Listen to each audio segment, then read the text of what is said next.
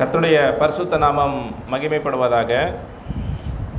இன்றைய நாளிலே நான் உங்களோடு பேச இருக்கிற தலைப்பு தன்னைத்தான் ஒப்பு கொடுத்தல். தன்னைத்தான் ஒப்பு கொடுத்தல் என்கிற தலைப்பின் கீழே நான் பேசவிருக்கிறேன். ஏனென்றால் கடந்த நாட்களிலே நான் சில காரியங்களுக்கு கடந்து செல்லும் பொழுது ஆவியானவர் எனக்கு கொடுத்த சில வசனங்களின் அடிப்படையிலே இந்த பிரசங்கத்தை நான் கொடுக்கவிருக்கிறேன். ஏனென்றால் நம்ம இந்த உலகத்துக்குள்ளே இருக்கிறோம். உலகமானது பிசாசனுடைய போதனைக்குள்ளே இருக்கிறது, அவனுடைய அதிகாரத்தில் இருக்கிறது என்று வேதம் சொல்லுகிறது. அப்படிப்பட்ட உலகத்திலே வாழ்ந்து கொண்டிருக்கிற நாம ஒரு பரிசுத்தமாய் தேவனுக்குள்ளே வாழ்வுகிறது என்பது ஒரு கடினமான காரியம்தான். ஏன்னா அது முயற்சி செய்கிறவர்களால் தான் அதில் வெற்றி பெற முடியும். ஏன்னா நான் வேலைக்கு செல்லும் பொழுது வண்டியில் சென்று கொண்டே இருப்பேன். அப்போ ரோட்டில் சில காரியங்கள் நமக்கு கண்களில் தென்படும். குறிப்பாக பார்த்திங்கன்னா, இந்த நகை விளம்பரத்துக்கு ஒரு பெரிய போர்டு வச்சுருப்பான். அதில் பார்த்திங்கன்னா அந்த நகைக்கான விளம்பரங்கள் பார்த்திங்கன்னா அவ்வளவு ஆடம்பரமாக இருக்கும்.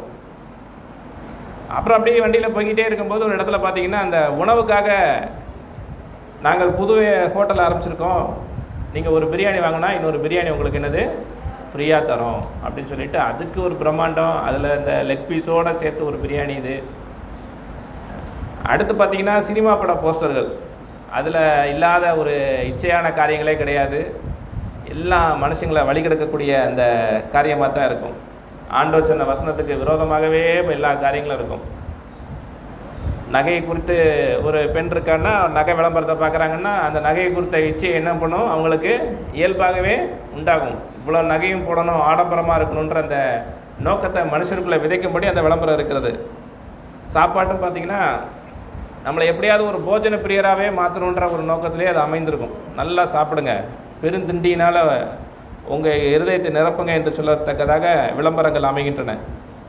இதை பார்த்துட்டு நான் வீட்டில் அன்றைக்கு யோசித்து பார்த்தேன், இவ்வளவு தூண்டுதல் இருக்குது. ஒரு மனுஷன் நல்லவனாக வாழணும்னு ஒரு முயற்சி எடுத்தாலும் அந்த முயற்சியை முறியடிக்கத்தக்கதாக இவ்வளவு காரியங்கள் இருக்கிறதே, அப்புறம் எப்படி ஆண்டவரே இந்த உலகத்தில் மனுஷன் பரிசுத்தமாக வாழ முடியும் அப்படின்னு சொல்லிட்டு அப்படின்னு நான் நினச்சிக்கிட்டு இருக்கேன். அப்போ தான் ஆவியானவர் எனக்கு ஒரு காரியத்தை வசனத்தை எனக்கு காண்பித்தார். கலாத்தியர் 2வது அதிகாரம் 20வது வசனம்.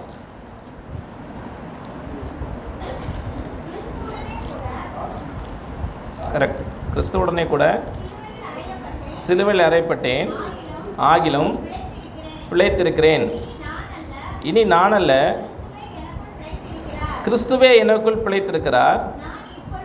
நான் இப்பொழுது மாம்சத்தில் பிழைத்திருக்கிறதோ என்னில் அன்பு கூர்ந்து எனக்காக தம்மைத்தாமே ஒப்பு கொடுத்த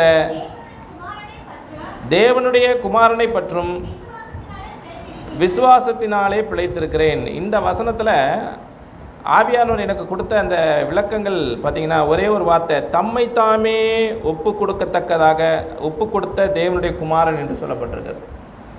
இயேசு கிறிஸ்து பூமியில் வாழும்போது அவருக்கும் இப்படிப்பட்ட சோதனைகள்லாம் இருந்துச்சு. நம்ம ஒரு காரணத்தை காட்டி இன்னார் இப்படி விழுந்து போனாங்க, நான் இந்த தூண்டுதல்னால தான் இந்த பாவத்தை செஞ்சேன். ஏன்னா ஆதாம்கிட்ட ஆண்டவர் கேட்கும்போது ஏன்பா பழத்தை சாப்பிட்டேன்னு கேட்டால், ஏவாள் எனக்கு கொடுத்தா அதனால தான் நான் செஞ்சேன் அப்படின்னா. அதாவது தன் பாவத்தை அவன் மறைத்தான்.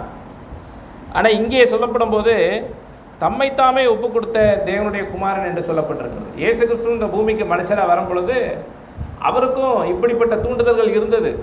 பிசாசானவன் அவருடைய இருதயத்தை பாவம் செய்யும்படி தூண்டினான். அவர் 40 காலம் உபவாசம் இருந்த பொழுது ஆவியானவராலே சோதிக்கப்படும்படி வனாந்தரத்துக்கு கொண்டு போகப்பட்டிருந்தார். அப்பொழுது பிசாசு என்ன பண்ணுறான், அவரை தூண்டுறான், நீ தேவனுடைய குமாரனை ஆனால் தாளக்குதி, பூமியினுடைய மகிமையெல்லாம் வானத்துக்கு கொண்டு போய் காமிச்சு இதெல்லாம் ஒரு விஷயம் பாரு, இதெல்லாம் எனக்கு ஒப்பு கொடுக்கப்பட்டிருக்கிறது, நீ என்ன பணிந்துக்கோ, இதெல்லாம் உனக்கு தரேன் அப்படின்னு சொன்னான். மனுஷன் அப்பத்தினால் மாத்திரமல்ல, தேவனுடைய வாயிலிருந்து பிறக்கக்கூடிய ஒவ்வொரு வார்த்தையினாலும் பிழைப்பான் எழுதியிருந்தாலும் நீ இந்த அப்பத்தை மாற்று, கல்லை அப்பமாக மாற்றி சாப்பிடு என்று சொல்லி பிசாசு தூண்டிக்கிட்டு இருந்தான். ஆனால் இயேசு எல்லாம் வசனத்தினாலே அவனை முறியடித்தார் என்று சொல்லப்பட்டிருக்கிறது. அப்புறம் வசனம் சொல்லுகிறது, கொஞ்ச காலம் அவரை விட்டு என்ன பண்ணினான்னா விலகி போனான் இருக்கு. அப்போ திரும்பவும் வந்திருக்கான்னு தான் அர்த்தம். திரும்பவும் அவர் என்ன பண்ணியிருக்கான், பாவம் செய்யும்படி தூண்டியிருக்கான். ஆனால் இயேசு கிறிஸ்து என்ன பண்ணார், தம்மைத்தாமே ஒப்பு கொடுத்தார் என்று சொல்லப்பட்டிருக்கிறது. ஹல்லேலூயா. எதுக்காக? பரிசுத்தமாய் வாழ்வதற்காக பரிசுத்தமாக இருப்பதற்காக அவை தம்மை தாமே தேவனுக்கு அர்ப்பணித்திருந்தார். அதனால தான் வசனம் சொல்லியிருக்கிறது, இயேசு கிறிஸ்து எப்படி மனமும் வந்து தன்னையே அர்ப்பணித்தது போல இன்றைக்கு சபை விசுவாசிகளுக்கு நாமும் இந்த உலகத்திலே பல தூண்டுதல்கள் இருந்தாலும் நம்மை பரிசுத்தமாய் வாழ்வதற்கு தேவனுக்கு என்ன பண்ண வேண்டும்? இயேசு கிறிஸ்து ஒப்பு கொடுத்தது போல நாமும் ஒப்பு கொடுக்க வேண்டும். ஹல்லேலூயா. அதனால் உலக மனுஷங்க எப்படினாலும் இருக்கலாம், விசுவாசிகள் கூட பின்மாறி போய் விடலாம். நீங்கள் நம்பிக்கொண்டிருக்கிற ஜனங்கள், நீங்கள் உங்கள் வீட்டார் இந்த காரியத்தில் விழுந்து போயிருக்கலாம். ஆனால் வேதம் சொல்லுகிறது, நீங்கள் என்ன பண்ணக்கூடாது? அப்படிப்பட்ட காரியத்தில் ஈடுபடக்கூடாது. ஹல்லேலூயா. இயேசு கிறிஸ்து விசுவாசத்தை காத்துக்கொண்டது போல நாமும் விசுவாசத்தை காத்துக்கொள்ள வேண்டும். இன்னும் நிறைய வசனத்தை சொல்லலாம். தீத்து 2:14 படிங்க.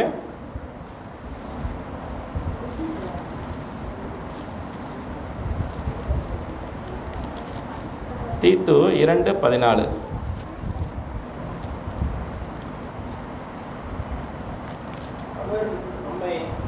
அவர் நம்மை சகல அக்கிரமங்களிலும் மீட்டுக்கொண்டு தமக்குரிய சொந்த ஜனங்களாகவும் நற்கிரிகளை செய்ய பக்தி வைராக்கியம் உள்ளவர்களாகவும் நம்மை சுத்திகரிக்கும்படி நமக்காக, நம்முடைய ரட்சிப்புக்காக இயேசு கிறிஸ்து தம்மைத்தாமே ஒப்பு கொடுத்தார் என்று சொல்லப்பட்டிருக்கு. இயேசு கிறிஸ்து தம்மைத்தாமே ஒப்பு கொடுத்தார் என்று சொல்லப்படும் பொழுது அது நிர்பந்தம் இல்லை. அவரை தேவன், பிதாவாகிய தேவன் கம்பல் பண்ணி அடிமைத்தனத்தை வச்சு நீங்கள் இப்படி தான் செய்யணும்னு இயேசுவை கட்டாயப்படுத்தலை. இயேசு சொன்னார், தம்மைத்தாமே என்ன பண்ணினார்? ஒப்பு கொடுத்தார் என்று சொல்லப்படும். அப்போ நாமும் என்ன பண்ணணும்? நம்மளை நாமே ஒப்பு கொடுக்க வேண்டும். யாராவது ஒருத்தவங்க சொல்லுவாங்க, சபையில் பாஸ்டர் தீர்க்க தரிசனமாக சொல்லட்டும், எனக்கு இப்படிப்பட்ட காரியத்தெல்லாம் ஆண்டவர் இப்படி வெளிப்படுத்தினா தான் செய்வேன் அப்படின்னு சொல்லக்கூடாது. நாமளே என்ன பண்ணணும்? நம்மை நாமே இயேசு கிறிஸ்து ஒப்பு கொடுத்தது போல நாமும் தம்மை தாமே ஒப்பு கொடுக்க வேண்டும். ஹல்லேலூயா. ஸோ இயேசு இந்த காரியத்திலே தன்னையே ஒப்பு கொடுத்தது போல பிதாவுடைய தேவ சித்தத்தை செய்ய எப்படி தன்னை அர்ப்பணித்தார் என்பதை போல நாமும் கிறிஸ்தவர்களாகிய நாமும் 5 விதமான காரியங்களை எப்படி நம்ம ஒப்பு கொடுக்க வேண்டும் என்பதை குறித்து நாம் பார்ப்போம். முதலாவதாக மார்க்கு 8வது அதிகாரம் 34வது வசனம்.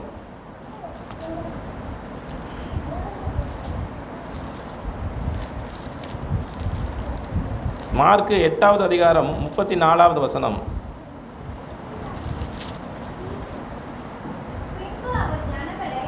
பின்பு அவர் ஜனங்களை சீஷர்களையும் தம்மிடத்தில் அழைத்து, ஒருவன் இயேசு கிறிஸ்துவை பின்பற்றி வர விரும்பினால் அவன் தன்னைத்தான் வெறுத்து தன் சிலுவை எடுத்துக்கொண்டு என்னை பின்பற்ற கடவன் என்றார். ஹல்லேலூயா. இயேசு கிறிஸ்துவை பின்பற்றி வர விருப்பமா? உங்களுக்கு என்னை பின்பற்றி வருவதற்கு உங்களுக்கு ஒரு விருப்பமாக இருக்கிறதா? அப்படின்னா நீங்கள் என்ன செய்ய வேண்டும்? உங்களை நீங்களே என்ன பண்ண வேண்டும்? வெறுக்க வேண்டும். உங்களை நீங்களே வெறுக்க வேண்டும் என்பதற்கு ஒரு நல்ல ஒரு உதாரணம் சொல்கிறேன். மத்தேயு 26வது அதிகாரம் 39வது வசனம்.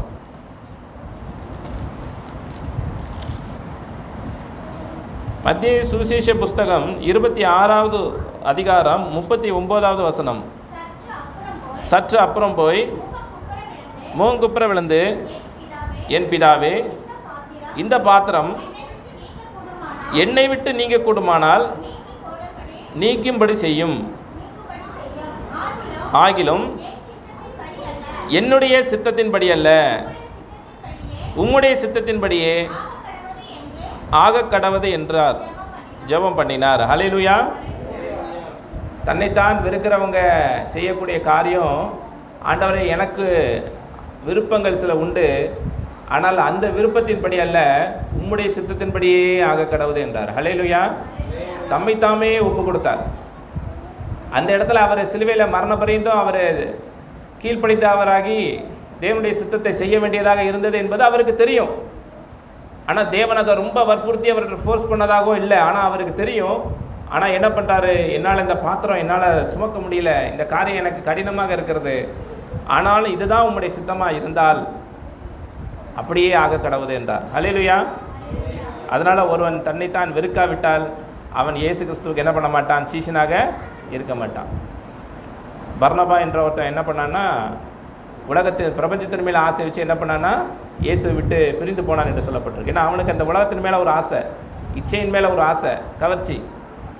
சில திருமணத்திற்காக இயேசு கிறிஸ்துவுக்கான சீசனாக இருப்பதை மறுதளிச்சுட்டு அவிசுவாசிகளை போய் கல்யாணம் பண்ணிக்கிடுவாங்க. நல்ல கிறிஸ்தவ குடும்பத்தில் நடந்த காரியங்களெல்லாம் நான் கேள்விப்பட்டிருக்கிறேன். அப்போ ஆண்டவர்கிட்ட என்ன சொல்லணும்? உங்களை நீங்களே வெறுத்து இந்த சிலுவை என்ன பண்ணணும்? இயேசு கிறிஸ்து எனக்காக இந்த சிலுவை வச்சிருக்கிறார், நான் இதை சுமந்து கொள்கிறேன் என்று நீங்களாக என்ன பண்ணணும்? ஒப்பு கொடுக்க வேண்டும். அல்லேலூயா. அவன் தான் என்ன பண்ணுவான்? இயேசு கிறிஸ்துவுக்கு சீஷனாக இருப்பான் என்று சொல்லப்பட்டிருக்கு. ஏன்னா இயேசுவை பற்றி சொல்லும் பொழுது இந்த மரண உபாதைகள் அடைந்த இயேசு கிறிஸ்துவை பற்றி என்ன சொல்லப்பட்டிருக்கு? பிலிப்பியர் 2:8, பிலிப்பியருக்கு எழுதின நிருபம் 2வது அதிகாரம் 8வது வசனம்.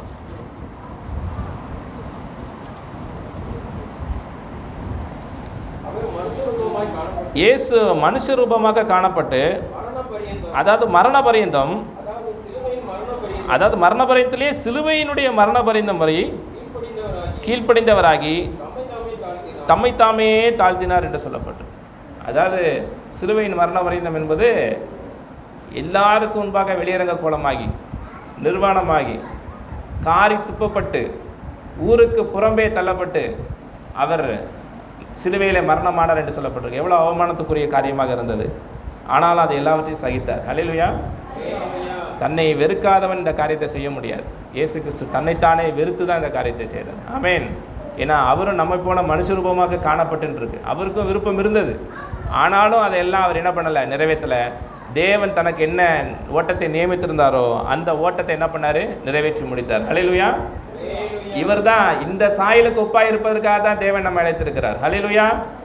தேவன் தம்முடைய குமாரனுடைய சாயலுக்கு ஒப்பாய் இருப்பதற்கு நம்ம எல்லாரையும் அழைத்திருக்கிறார்.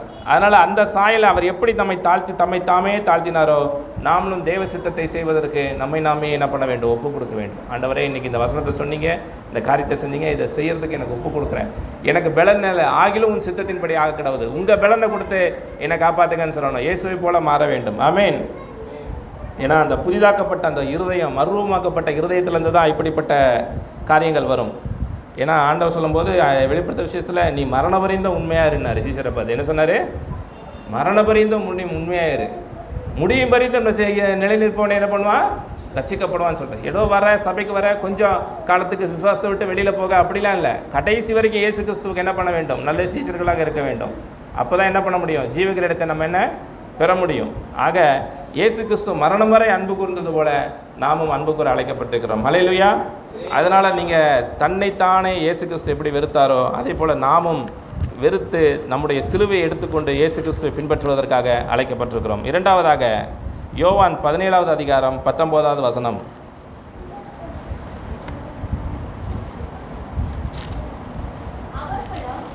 அவர்களும் சத்தியத்தினாலே பரிசுத்தமுள்ளவர்களாகும்படி அவர்களுக்காக என்னைத்தானே பரிசுத்தமாக்குகிறேன். ஆமென். அதாவது சீசர்களும் சத்தியத்தினாலே பரிசுத்தமாக்கப்பட்டவர்களாகும்படி அவர்களுக்காக நான் என்னைத்தானே பரிசுத்தமாக்குகிறேன் என்று சொன்னார். என்னைத்தானே பரிசுத்தமாக்குகிறேன் என்று சொன்னால் அப்போ எனக்கு ஒரு காரியம், எனக்கு சந்தேகம் வந்துருச்சு. ஆண்டவரே, உண்மைத்தாமே பரிசுத்தமாக்குறீங்கன்னா அப்போ நீங்கள் பாவம் செஞ்சீங்களா? அதுலேருந்து வெளியேறுவதற்காக பரிசுத்தமாக்குகிறேன் என்று சொல்லுகிறீர்களா என்று நான் ஜெபத்தில் வைத்தேன். அப்பொழுது எனக்கு கொடுக்கப்பட்ட விளக்கம் என்ன அப்படின்னா, இயேசு கிறிஸ்துவுக்கு எத்தனையோ பாவம் செய்வதற்கான சூழ்நிலை வந்தாலும் அதை செய்யாதபடிக்கு அவர் திருவசனத்தினாலே தன்னை காத்து கொண்டார். ஹல்லேலூயா. அதான் தன்னைத்தானே என்ன பண்ணினார்? பரிசுத்தமாக்கி கொண்டார். ஒரு சபைக்கு போகும்போது அந்த சனிக்கிழமை ஆராதனைக்கு தான் போவாங்க. அவங்க போகும்போது அவர் தன்னை நடையை காத்து கொண்டார். தன்னுடைய குடும்பத்தார் அவரை அவிசுவாசிக்கும் போது கூட அவர் பாவம் செய்யவில்லை. அவர் குற்றமற்றவர், மாசற்றவர், பாவிகளுக்கு விலகினவர் என்று சொல்லப்பட்டிருக்கு. ஏன்னா தன்னைத்தானே பரிசுத்தப்படுத்திக் கொள்வதர் என்றால் திருவசனத்தின்படி தன்னை காத்துக்கொள்வதாகும். அல்லேலூயா. ஆக இயேசு கிறிஸ்து எப்படி அப்போ நமக்கு அது ஒரு முன்னுதாரணமாக வச்சுருக்காரு பாருங்கள். எதுக்காக என்ன முன்னுதாரணம்? அவர்களும் சத்தியத்தினாலே பரிசுத்தமாக்கப்பட்டவர்களாகும்படி, அதாவது என்னை பின்பற்றுகிற சீசர்களும் இந்த வசனத்தினாலே தன்னை காத்துக்கொள்ளும்படி நானே என்ன பண்ணுறேன்? என்னை நானே பரிசுத்தமாக்கி கொள்கிறேன் என்று சொன்னார். அதனால் இயேசு கிறிஸ்துக்கிட்ட பாவமில்லாத ஒரு வாழ்க்கை இருந்ததுக்கான காரணம் அது திருவசனத்தினாலே தன்னை என்ன பண்ணினார்? பரிசுத்தமாக்கி கொண்டார். சபைக்கு போனார். இத்தனை பேர் சபைக்கு வருவாங்க. நம்மளுடைய பேச்சுகள்னாலையும் நம்முடைய செய்கையினாலும் இடத்துல இடலாகி போய்விடக்கூடாதுன்னு சொல்லிட்டு தன்னையே எல்லாவற்றுக்கும் முன்னுதாரணமாக நிறுத்தினார். ஆமென். ஆக எல்லா விஷயத்திலையும் அவர் என்ன பண்ணினார்? எடுத்துக்காட்டாக நடந்து கொண்டார்னு சொல்லப்பட்டது. இப்போ நான் யோசித்து பார்ப்போம். இன்றைக்கி கூட நம்ம தீமோத்தேயில் 1 தீமோத்தேயு தானே 4வது அதிகாரத்தில் வாசித்தோம். வசனத்தை எடுங்க. 1 தீமோத்தேயு 4:12 படித்து பாருங்கள். உன் இளமையை குறித்து ஒருவனும் உன்னை அசட்டை பண்ணாதபடிக்கு வார்த்தையிலும் நடக்கையிலும் அன்பிலும் ஆவிலும் விசுவாசத்திலும் கற்பிலும் யாருக்கு மாதிரியாயிரு? சபை விசுவாசிகளுக்கு நீ மாதிரியாக உன்னை நிறுத்து என்று சொல்லி தீமோத்தேயுக்கு பவுல் எழுதுகிறார். அப்போ உன்னை நீயே பரிசுத்தப்படுத்திக்கொள். அன்பில் கற்பில் உன் நடக்கையில் சபை கூடியவர்கள் சில விட்டு விடுகிறார்கள். அவர்களுக்கு நம்ம முன்மாதிரியாக இருக்கணும். சபைக்கு கரெக்டாக ரெகுலராக வரணும், அந்த டயத்துக்கு வரணும், அந்த நேரத்துக்கு வந்து வசனத்தை கேட்கணும். மற்றவர்களுக்கு இடரலாக இருக்கக்கூடாது. மற்றவர்களும் பரிசுத்தமாக்கப்பட்டவர்களாகும்படி, மற்றவர்களும் வந்து சத்தியத்தினாலே பரிசுத்தமாக்கப்பட்டவர்களாக நான் என்ன பண்ணிக்கிறேன், பரிசுத்தப்படுத்துக்கிறேன் என்று சொல்லி இயேசு கிறிஸ்து சொன்னது போல உங்களை நீங்களே இந்த திருவசனத்தின்படி உங்களை கரெக்டாக நடக்கிறீங்களா? இந்த கற்பிலும் அன்பிலும் ஆவிலும் உபதேசத்திலும் எல்லாவற்றிலும் கர்த்தர் சபைக்கு நீங்கள் சாட்சிகளாக இருக்கீங்களான்னு நீங்கள் பாருங்கள். அப்படி சாட்சிகளாக இருக்கிற சபை தான் வளரும். ஹல்லேலூயா. ஏன்னா நம்ம கட்டணம் கட்டுறோம் நம்ம வசதிக்காக, சரீர வசதிக்காக. ஆனால் இப்படிப்பட்ட சத்திய உபதேசங்களால தான் நம்ம என்ன பண்ண வேண்டும், விசுவாசிகள் ஒவ்வொருத்தரும் என்ன பண்ண வேண்டும், வளர வேண்டும். அப்போ இயேசு கிறிஸ்து எப்படி முன்மாதிரியாக தம்மை நிப்பாட்டினாரோ, எப்படி பவுல் அப்போஸ்தலன் இளம் ஊழியக்காரனாக தீமோத்தேயுவை நீ சபைக்கு முன்மாதிரியாக நிப்பாட்டே என்று சொல்லி அந்த வசனத்தினாலே அவனை இது பண்ணினாரோ, அதுபோல் விசுவாசிகள் நம்ம என்ன பண்ணணும், நம்ம என்ன பண்ண வேண்டும், திருவசனத்துக்கு என்ன பண்ணணும், ஒப்பு கொடுக்கணும். கிட்டத்தட்ட நான் ஒரு 12 கிலோமீட்டர் கழித்து வரேன். ஐயா வந்து 17 கிலோமீட்டர் பாஸ்ட்டு சொல்லுவாங்க. இவ்வளோ தூரத்துக்கு நாங்கள் பைக் டிரைவிங் பண்ணிவிட்டு வரணும், திரும்ப அதே மாதிரி பைக் டிரைவிங் பண்ணிவிட்டு போகணும். அங்கே எங்களுக்கு வீட்டில் வேலையில்லைன்னு நினைக்கிறீங்களா? காலையில் இவனுக்கு சாப்பாடு பையனுக்கு கொடுக்க வேண்டியது இருக்கும். என்னுடைய பாட்டி என் கூட தான் இருக்காங்க, அவங்களுக்கு சில சமையலுக்கு ஹெல்ப் பண்ண வேண்டியது இருக்கும். எல்லாத்தையும் முடிச்சுட்டு தான் வரோம். அல்லேலூயா. ஏன்னா நாங்கள் கல்லூரி நாட்களில் நாங்கள் சில டைமில் நாங்கள் டிபார்ட்மெண்ட்டுக்கு லேட்டாக போவோம். அப்போ அந்த ஹெச்ஓடி தலைமை மருத்துவர்கிட்ட, சார் இன்னைக்கு கொஞ்சம் லேட் ஆகிடுச்சு, கொஞ்சம் பஸ்ஸு கிடைக்கல அப்படி இப்படின்னு சொல்லுவோம். அவர் உடனே அங்கே ஒரு மேடத்தை கை காமிப்பார். அந்த மேடம் பார்த்தியா 7 மணிக்கே வந்துட்டாங்க. அவங்களுக்கு 2 பொம்பளை பிள்ளைங்க. காலையில் 8:30க்கு ஸ்கூலுக்கு அவங்க போகணும், ஆனால் 7 மணிக்கு அவங்க இங்கே இருக்கிறாங்க. நீ எனக்கு கதை சொல்கிற, நீ ஒரு வாலிபனாக இருந்து என்ன பண்ணுற, எனக்கு பஸ்ஸு கிடைக்கல அது கிடைக்கலன்னு சொல்கிறியா? ஆனால் அவங்கள பாரு எப்படி வந்தாங்க. அந்த மாதிரி என்ன பண்ணணும், நீ இருக்கணும்னு சொன்னார். ஆமேன். எங்களுக்கெல்லாம் ரொம்ப வெக்கமாக இருந்துச்சு. எப்படி இருந்தது? ஏன்னா எங்களுக்கு ஹாஸ்டலில் சாப்பாடு உண்டு, சமைக்கணும்னு அவசியம் இல்லை, நல்லா தங்குறதுக்கு வசதி இருந்துச்சு. ஆனால் எல்லாம் இருந்தும் நாங்கள் என்ன பண்ணலை, அதை சரியாக கை கொள்ளலை. எனக்கு இன்றைக்கு வரைக்கும் அவர் சொன்ன உபதேசம் பசுமரத்தில் ஆணி அறைந்தது போல் என் இருதயத்தில் இருக்கிறது. ஆக மற்றவங்களுக்கு எப்படி இருந்தாலும் சரி, மற்ற விசுவாசிகள் எப்படி இருந்தாலும் சரி, நாம் என்ன பண்ணணும், மற்றவர்களுக்கு இடரலற்றவர்களாக இருக்க வேண்டும் என்று சொல்லப்பட்டிருக்கிறது. ஆக இந்த வசனத்தின்படி நம்ம என்ன பண்ண வேண்டும், நம்மை காத்துக்கொள்ள வேண்டும். அப்புறம் ரோமர் 6வது அதிகாரம் 3வதாக ரோமருக்கு எழுதின நிருபம் 6வது அதிகாரம் 19வது வசனம்.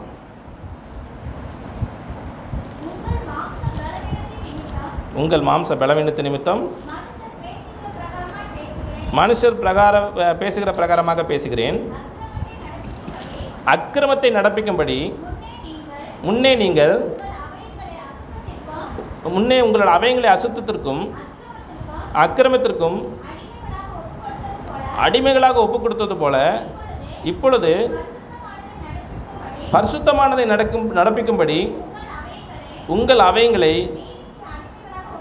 நீதிக்கு அடிமைகளாக ஒப்புக்கொடுங்கள். ஆனால் இயேசு கிறிஸ்துவனுடைய சொந்த இரட்சகராக நம்ம ஏற்றுக்கொள்வதற்கு முன்பதாக நம்முடைய வாழ்க்கை பாவம் நிறைந்த வாழ்க்கையாக காணப்பட்டது. பேச்சு பார்த்திங்கன்னா பல அசுத்தமான பேச்சுக்களை பேசியிருப்போம். நம்முடைய கண்கள் பார்த்திங்கன்னா மாமிசத்தில் இருக்க கண்கள் அசுத்தமான காரியங்களை பார்த்துருப்போம். இருதயம் அசுத்தமானதை சிந்தித்திருக்கோம். வசனம் சொல்லுது, ரத்தம் சிந்த விரைந்தோடும் கால்கள், பரிதானம் வாங்குகிற கை, அசுத்தமான இருதயம், கொளுத்திருக்கிற இருதயம். இப்படிப்பட்ட அசுத்தமான வாழ்க்கையில் தான் வாழ்ந்து கொண்டு வந்தோம்.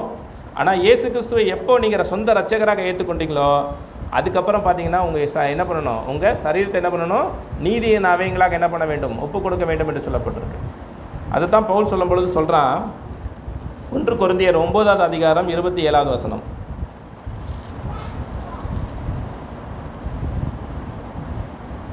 1 கொரிந்தியர் 9வது அதிகாரம். அதாவது மற்றவர்களுக்கு பிரசங்கம் பண்ணுகிற நான் தானே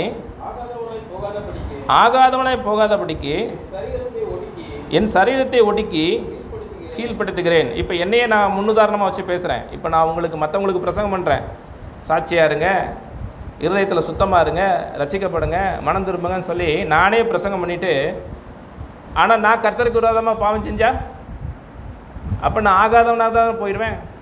அப்போ நான் என்ன பண்ணுறேன், என்னை நானே என்ன பண்ணுறேன், சரீரத்தை அடக்கி ஒடுக்கி நான் என்ன பிரசங்கம் பண்ணணும், என்ன சத்தியத்துக்குள்ளே நான் பிரசங்கிக்கப்பட்டோன்னா நான் என்ன பண்ணுறேன், அதை என்ன பண்ணுறேன், ஒடுக்கி நான் என்ன பண்ணுகிறேன், கீழ்ப்படுத்துகிறேன்.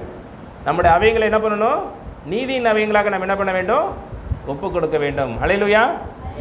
ஆக நீங்கள் தான் நம்ம அடிமைகளாக நம்ம ஒப்பு கொடுக்கணுன்னு இருக்குது. இந்த ரோமர் 6:19 பார்த்தீங்கன்னா, அடிமைகளாக நீங்கள் என்ன பண்ணுங்கள், ஒப்பு கொடுங்கன்னு இருக்கு.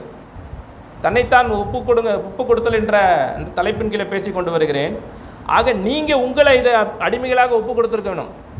இந்த சுவிசேஷ சட்டங்களுக்கு வசனம் என்ன சொல்லுகிறது என்று சொல்லி தான் நீங்கள் பார்க்கணுமே தவிர உங்கள் இருதயத்தில் இருக்கிறதெல்லாம் நம்ம என்ன பண்ணக்கூடாது, கொட்டி விடக்கூடாது. இயேசு கிறிஸ்து அதான் சொன்னார், தன்னைத்தானே அவரை பரிசுத்தமாக்குறேன்னா திருச்சட்டம் வசனம் என்ன சொல்லுகிறது அதன்படி தான் நம்ம என்ன பண்ண வேண்டும், நாம் நடந்திருக்க வேண்டும். ஹல்லேலூயா. 4வது 1 கொரிந்தியர் 9வது அதிகாரம் 19வது வசனம். நான் ஒருவருக்கும் அடிமைப்படாதவனாக இருந்தும் அதிக ஜனங்களை நான் ஆதாயப்படுத்திக் கொள்ளும்படிக்கு என்னைத்தானே எல்லாருக்கும் அடிமையாக்கினேன். ஹல்லேலூயா. நாம் யாருக்கும் அடிமை கிடையாது. நம்ம யூத மதத்தை சேர்ந்தவங்க கிடையாது, நம்ம இந்து மதத்தை சேர்ந்தவங்க கிடையாது, நாம் இஸ்லாம் மதத்தை சேர்ந்தவங்க கிடையாது, நாம் எல்லோரும் கிறிஸ்தவர்கள். ஆனால் நான் எல்லாரையும் ரட்சிக்கப்படும்படிக்கு நான் என்னைத்தானே அடிமையாக்குகிறேன்னா அதனுடைய அர்த்தம் என்ன?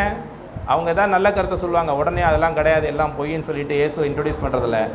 அவங்களோட கொஞ்சம் என்ன பண்ணணும், சில காரியங்களை கேட்டுக்கிட்டு அதில் இயேசு கிறிஸ்து எங்கே சொல்லப்பட்டிருக்கிறார் என்று சொல்லி அவங்களுக்கு சத்தியத்தை உபதேசம் பண்ணணும். ஹல்லேலூயா. உங்கள் குடும்பத்தில் ரட்சிக்கப்படாத அவங்க சொந்தக்காரங்க இருப்பாங்க, அவங்களுக்கு முன்னாடி நீங்கள் எப்படி சாட்சியாக நடக்க வேண்டும் என்பதை குறித்து நீங்கள் கவனமாக இருக்க வேண்டும். ஏன்னா பாரு, கிறிஸ்தவன்னு சொல்கிறாங்க, ஆனால் எப்படி வீட்டை வச்சுருக்காங்கன்னு சொல்லக்கூடாது. பாருங்கள், கிறிஸ்தவங்கன்றாங்க, எப்படி பேசுகிறாங்க, எப்படி சண்டைக்கு வராங்க. கிறிஸ்தவன்று சொல்கிறாங்க, எப்படி நகை மேலே இவ்வளோ ஆசை வச்சுக்கிறாங்க, பணத்தின் மேலே இவ்வளோ ஆசை வைக்கிறாங்க அப்படின்னு சொல்லி அவங்க என்ன பண்ணுவாங்க, நம்மளை குறித்து என்ன பண்ணக்கூடாது, குற்றம் சுமத்தும் விதமாக நம்ம என்ன பண்ணக்கூடாது, நடக்கக்கூடாது. எல்லாரையும் ஆதாயப்படுத்திக் கொள்ளணும். அநேகர் என்ன பண்ணணும், உங்களுக்கு சத்தியத்துக்குள்ளே வர வைக்கும்படிக்கு உங்கள் நடக்க எப்படி இருக்கணும், இயேசு கிறிஸ்துவை பிரதிபலிக்கணும். ஹல்லேலூயா. நான் கிறிஸ்தவன், அவன் ரட்சிக்கப்பட்டா என்ன, ரட்சிக்கப்படாட்டினா எனக்கு என்ன, என் வாழ்க்கை என் கையில், அப்படி நம்ம நடக்கலாமா? நடக்கக்கூடாது. நம்ம சொந்தக்காரங்க, குறிப்பாக மனைவி, பிள்ளைங்க, கணவன் எல்லாரும் ரட்சிக்கப்படும். நம்முடைய கிரியைகளை பார்த்து என்ன பண்ணணும், மனம் திரும்பணும். ஹல்லேலூயா.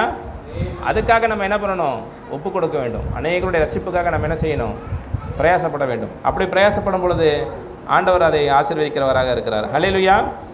ஏன்னா இயேசு கிறிஸ்துவும் பார்த்தீங்கன்னா தம் நிமித்தமாக அநேக ஜனங்கள் பரலோகத்துக்கு வரப்போகிறாங்கன்றது தெரிஞ்சுக்கிட்டாரு. ஹல்லேலூயா. அதனால் அவங்களுடைய ரட்சிப்பு நிறைவேறதுக்காக தான் என்ன பண்ணார், சிலுவையை சுமந்தார் என்று சொல்லப்பட்டிருக்கு. ஏன்னா அதுக்கப்புறம் ஒரு பெரிய சந்தோஷம் இருக்குது. இயேசுவின் பேரை சொல்லிட்டு நம்ம எல்லாரும் அநேக கோடிக்கணக்கான ஜனங்கள் பரலோகத்துக்கு வரப்போகிறார்கள் என்கிற பரலோகத்தில் வரப்போகிறார் என்கிற அந்த சத்தியத்தை அவர் அறிந்து கொண்டபடினாலே அவர் என்ன பண்ணார், அடிமையாக ஒப்பு கொடுத்தார் தேவனுக்கு. அதே போல் நாமளும் என்ன பண்ணணும், நம் நிமித்தமாக, நம்முடைய சாட்சியின் நிமித்தமாக, நடக்கை நிமித்தமாக அநேகர் பரலோகத்துக்கு வருவார்கள் என்கிற காரியத்தின் நிமித்தம் என்ன பண்ண வேண்டும், நாம் அடிமைகளாக ஒப்பு கொடுக்க வேண்டும். ஹல்லேலூயா. கடைசியாக 5வது காரியம் 2 கொரிந்தியர் 8:5.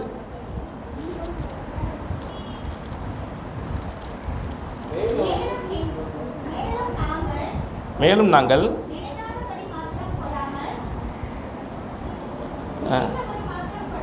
நினைத்த மாத்திரப்படி கொடாமல் தேவனுடைய சித்தத்தினாலே முன்பு தங்களைத்தாமே கர்த்தருக்கும் பின்பு எங்களுக்கும் ஒப்பு கொடுத்தார்கள். அதாவது அந்த மக்கதோனியா சபையை குறித்து இங்கே பவுல் சொல்லும்போது பார்த்தீங்க அப்படின்னா, அவங்க காணிக்கை கொடுக்கும்போது எப்படி ஒப்பு கொடுத்தாங்கன்னு சொல்லப்பட்டிருக்கு. ஃபஸ்ட்டு என்ன இருக்குது, தங்களைத்தாமே கர்த்தருக்கு ஒப்பு கொடுத்தார்கள். முதல்ல நம்ம என்ன பண்ணணும், கர்த்தருக்கு என்ன பண்ண வேண்டும், ஒப்பு கொடுக்க வேண்டும். அப்புறம் தான் என்ன பண்ணணும், நம்ம காணிக்கையை ஒப்பு கொடுக்கணும். ஏன்னா இதில் குறித்து நம்ம ரொம்ப ஜாக்கிரதையாக இருக்கணும். ஏன்னா இது பிசாசுக்கு இடம் கொடுக்கக்கூடிய இடமாக இது மாறி விடுகிறது. எப்படின்னு சொல்கிறேன் பாருங்கள். அன்றைக்கி பார்த்தீங்கன்னா ஒருத்தவன் பரிசுத்தாவினால பேதுரு பிரசங்கம் பண்ணிக்கிட்டு இருக்கும்போது புதிதாக ரசிக்கப்பட்ட ஒரு சீசன் என்ன பண்ணுறான்னா, அந்த பிசாசினாலே இயேசுவின் நாமத்தை அந்த வரத்தினால விரட்டும் பொழுது அவன் சொல்கிறான், காணிக்கையை கொண்டு போய் அவன்கிட்ட கொடுக்குறான். கொடுத்துட்டு என்ன பண்ணுறான், இந்த வரத்தை என்ன பண்ணணும், எனக்கு கொடுங்க, இந்த பணத்தை வச்சுக்கிட்டு என்ன பண்ணுங்க, எனக்கு வரத்தை கொடுங்க அப்படிங்கிறான். அப்போ பேதுரு ரொம்ப கோவப்பட்டு, தேவனுடைய வரத்தை பணத்தினாலே சம்பாதிக்கலாம்னு நினச்சியா, நீயும் உன் காணிக்கை என்ன பண்ணு, நாசமாக போட்டோம். அப்படி நாசமாக போகிற அளவுக்கு அவங்க என்ன பண்ணாங்க, சபிச்சாங்க. ஏசு சொன்னார், நீங்கள் சபிக்கிறவள நானும் என்ன பண்ணுவேன், சபிப்பேன். நீங்கள் ஆசீர்வதிக்கிறவள நானும் ஆசீர்வதிப்பேன். இவங்க என்ன பண்ணாங்க, சபிக்கிறாங்க. ஏன்னா சத்தியத்தின்படி அவன் நடக்கலைல்ல. நீ பணத்தினாலே தேவனுடைய வரத்தை சம்பாதிக்கலாம்னு நினச்சியா? சிலர் பார்த்தீங்கன்னா சத்தியத்துக்கு ஒப்பு கொடுத்துருக்க மாட்டாங்க, இயேசுவுக்கு கீழ்ப்படிய மாட்டாங்க. ஆனால் சபைக்கு வந்தால் இந்த ஊழியத்துக்கு காணிக்க கொடுத்தா நம்மளை கர்த்தர் ஆசீர்வதிச்சிருவான்னு நினைக்கிறாங்க. அதான் பெரிய தப்பு. அல்லேலூயா. நான் இப்போ பெரிய பெரிய ஊழியங்களுக்கு அவங்க காணிக்கலை இருக்கணும். நீங்கள் ஊழியத்துக்கு பணத்தை கொடுத்தால் கர்த்தர் உங்களை வீட்டை கட்டுவார், உங்களுக்கு மனைவியை கொடுப்பாரு, பிள்ளையை கொடுப்பாரு, வேலையை கொடுப்பாரு. முதல்ல நீங்கள் உங்களை நாங்களே ஒப்பு கொடுத்துருக்கீங்களான்றதை பாருங்கன்றதை எழுத மாட்டாங்க. நீங்கள் உங்களை கர்த்தருக்கு ஒப்பு கொடுத்தீங்களா, தம்மை தாமே ஒப்பு கொடுத்தீங்களா? ஒப்பு கொடுத்ததுக்கப்புறம் நீங்கள் காணிக்க ஒப்பு கொடுங்க, அதை கர்த்தர் ஆசீர்வதிப்பார். அல்லேலூயா. இல்லைனா அன்றைக்கி அந்த சீசன் புதுசாக இருக்கிற சீசன் சொன்னது மாதிரி தான், இந்த பணத்தை வாங்கிக்கிட்டு நீங்கள் என்ன பண்ணுங்கள், ஆசீர்வாதத்தை என்ன கொடுத்துருங்க. அப்போ சபிக்கப்பட்டு தான் போகும். அல்லேலூயா. அதனால் என்ன பண்ண வேண்டும், உங்களை நீங்களே என்ன பண்ணணும், ஒப்பு கொடுக்க வேண்டும். இதில் இன்னொரு முக்கியமான காரியம், 1 கொரிந்தியர் 11வது அதிகாரம் 31வது வசனம்.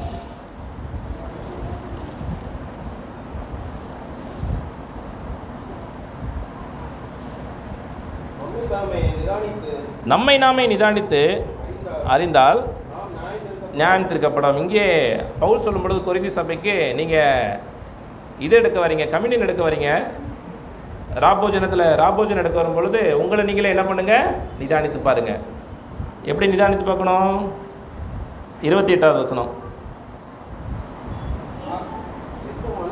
எந்த மனுஷனும் தன்னைத்தானே சோதித்தறிந்து இந்த அப்பத்தை புசித்து இந்த பாத்திரத்தில் பானம் பண்ண கடவன். உங்களை நீங்களே சோதிச்சு பாருங்க. நீங்கள் உங்கள் வசனம் சொல்லுகிறது, உங்கள் இருதயமே உங்களை குற்றம் சுமத்துமானால் தேவன் உங்கள் இருதயத்தை காட்டில என்ன பண்ணுகிறாரு, பெரியவராக இருக்கிறார்.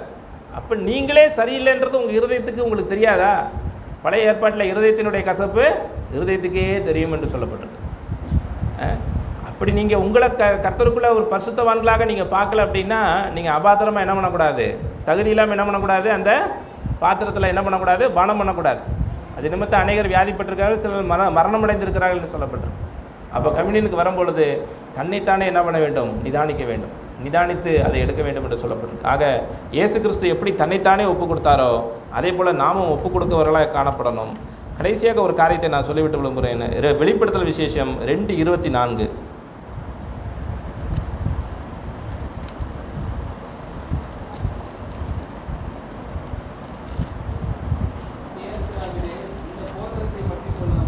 தியத்திராவிலே இந்த போதகத்தை பற்றி கொள்ளாமலும் சாத்தானுடைய ஆழங்கள் என்று அவர்கள் சொல்லுகிறார்களே, அந்த ஆழங்களை அறிந்து கொள்ளாமலும் இருக்கிற மற்றவர்களாகிய உங்களுக்கு நான் உங்களுக்கு சொல்லுகிறதாவது,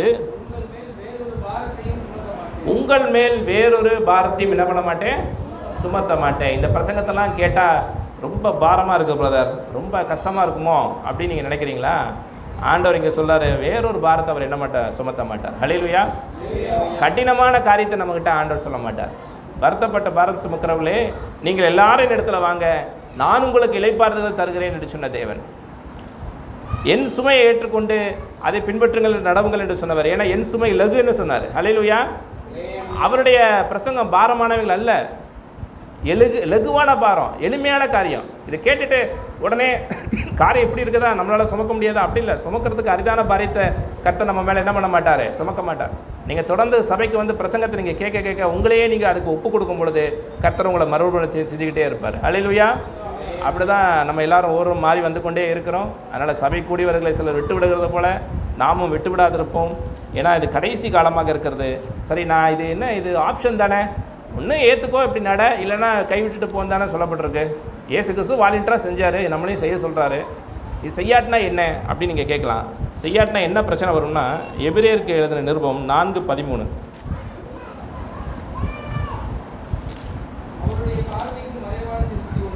அவருடைய பார்வைக்கு மறைவான சிருஷ்டி ஒன்றுமில்லை, சகலமும் அவருடைய கண்களுக்கு முன்பாக நிர்வாணமாக இருக்கிறது. அதாவது இயேசு கிறிஸ்துவுக்கு நம்ம என்ன பண்ண வேண்டும்? கணக்கு ஒப்புவிக்கணும். கடைசி காலம் வந்துருச்சு. இந்த ரட்சிக்கப்பட்ட பூசில் இந்த காலத்தில் நம்ம தவற விட்டுட்டோம்னா அவர் திடீர்னு வந்துட்டு கடைசியில் நியாயத்தீர்ப்பு காலத்தில் நம்ம என்ன பண்ணுவார்? நம்மகிட்ட கணக்கு கேட்பார். ஒன்று ஒப்புவிச்சனே, இதெல்லாம் செஞ்சியா, இப்படிலாம் நடந்தியா, இப்படிலாம் பாஸ்டர் பிரசங்கம் பண்ணாங்களே, நீ கீழ்ப்படியான்னு கேட்பார். அப்போ நம்ம என்ன பண்ணுவோம்?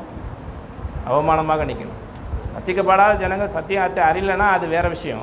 சத்தியத்தை அறிஞ்சே நம்ம மனப்பூர்வமாக பாவம் செஞ்சால், கீழ்ப்படியாமல் போனால், அப்போ அந்த ரட்சிப்பை நம்ம எப்படி இவ்வளோ பெரிதான ரட்சிப்பை நம்ம கவலையற்று இருப்போமானால் அந்த தண்டனைக்கு நம்ம என்ன பண்ண முடியும்? எப்படி தப்பித்துக்கொள்ளும்? அப்போ நியாயத்தீர்ப்பினால் நம்ம தண்டனை வராதபடிக்கு நம்ம தப்பித்துக்கொள்ளணும்னா நம்ம இன்றைக்கே நம்ம என்ன பண்ணணும்? நியாயம் தீர்க்கப்படாதபடிக்கு நம்மை நாமே நிதானித்து அறியணும். நம்மை நாமே ஒப்பு கொடுக்க வேண்டும். பிறருடைய ரட்சிப்புக்காக நம்ம அடிமைகளாக ஒப்பு கொடுத்துருக்க வேண்டும். நம்மை நாமே பரிசுத்தமாக்கி கொண்டிருக்க வேண்டும். அது மாத்திரம் இல்லை, நம்முடைய சிலுவை நாம் என்ன பண்ணணும்? பாரம் நினச்சி இறக்கி வைக்காதபடிக்கு இயேசு கிறிஸ்துவை தொடர்ந்து பின்பற்றி போக வேண்டும். கர்த்தர் கொடுத்த நல்ல வேலைக்காக ஸ்தோத்திரிக்கிறேன். ஆமென்.